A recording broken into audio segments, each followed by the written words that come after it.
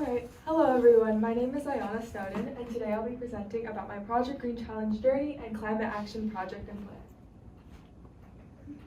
So to just briefly recap my Project Green Challenge experience, I came in with a decent amount of environmental knowledge and advocacy experience. However, Project Green Challenge gave me the opportunity to deepen my understanding of these topics, building on my existing knowledge, and allowed me to explore new subtopics within the climate crisis.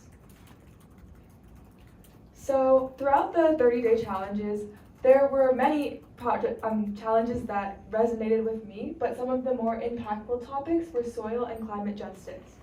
So soil was very impactful to me because carbon sequestration through soil is a very tangible climate solution and served as a balm to a lot of my eco-anxiety.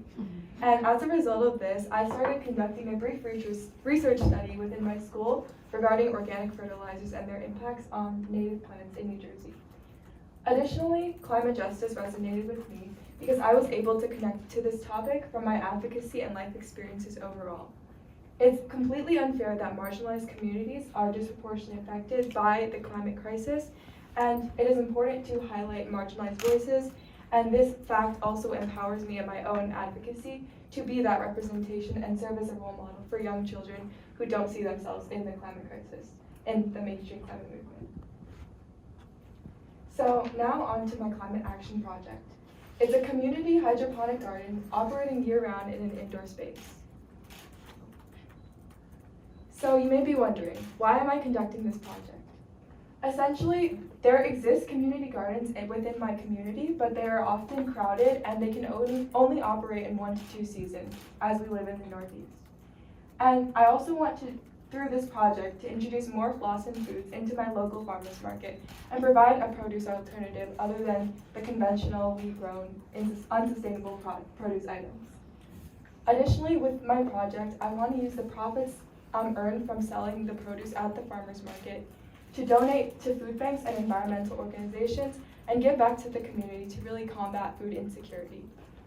Lastly, I want to use this project as an opportunity to teach local youth about sustainable agriculture and show them that there exist possibilities beyond conventional. So my project is going to be broken up into 3 main phases. First is research. In this phase, I will be conducting research on hydroponics and what will be the most effective system for my scope and feasibility. Next, I will be looking into funding opportunities such as local grants and things that will help me garner funds to actually carry out my project in a meaningful way. Third, I will be researching maintenance and how to keep up with this project after the initial implementation. And lastly, I will be reaching out to an alumna contact who has carried out a similar project in her own town, and I will be using this information to inform my project more. And last, it will just be logistics, so location, operating, costs, labor, and efficiency, and how these will play into my project.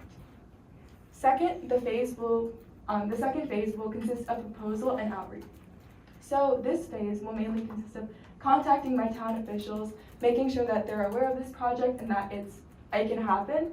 And I also want to garner a lot of local support through petitions and support from local environmental groups, perhaps by passing resolutions. And I want to propose my plan with all my research to my town council because I know how hard that it is to be taken seriously as a youth advocate, and I just want to make sure that I have all my research before I go in with a formal proposal. And last is my implementation. So it will consist of building the garden and organizing a team to build the garden, which will likely be made of like-minded youth activists.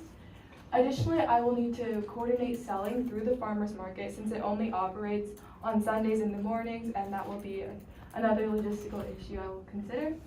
Lastly, I will have to organize the donation of funds to food banks and other environmental organizations by seeing which groups need it the most and which will put the funds to the best use. So some anticipated challenges, I have 2 major ones. So the first is getting approval from my town council, but the easy fix to this, which is as far as I can do at this point, is having a thoroughly researched, clearly outlined, and effectively budgeted project outline before I propose it. My second anticipated challenge is funding. This project will definitely require a lot of initial funding as these systems are always a little expensive. However, I will consider budgeting immediately into my research process phase and research and apply for grants as early as I can.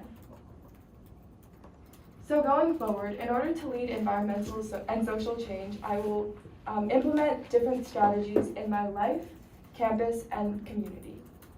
In my life, I will inform my actions by the environmental cost, meaning that I will consider the environmental impacts of my purchasing decisions, such as where I choose to shop for food and clothing. Next, on campus, I will continue to discuss underrepresented climate topics within my environmental club to make sure that we are drawing attention to the full impacts of the climate crisis. Next, I want to write about region-specific environmental topics for my environmental club's blog because it's so important to situate the climate crisis within the context of the people affected because it will affect everyone in different ways. Lastly, I will continue to demand campus sustainability from my school administration because they have been relatively stagnant in terms of their sustainability initiatives, and I will continue to push for that sustainability that we all need to see. And last, in my community, I will continue to demand action from my elected officials and consider the voices of marginalized communities. I've done this consistently through a Green Amendment campaign I have been a part of for the last year or so, and the Green Amendment is essentially a nonpartisan amendment to a state's constitution that guarantees equal environmental rights to everyone in the community regardless of race, religion, gender, sexuality, and basically everything. So I will continue doing my work within this campaign and advocate for equal environmental rights and for everyone in the state of New Jersey. Thank you for listening, and feel free to ask any questions about my journey, project, or outside advocacy. Thank you so much.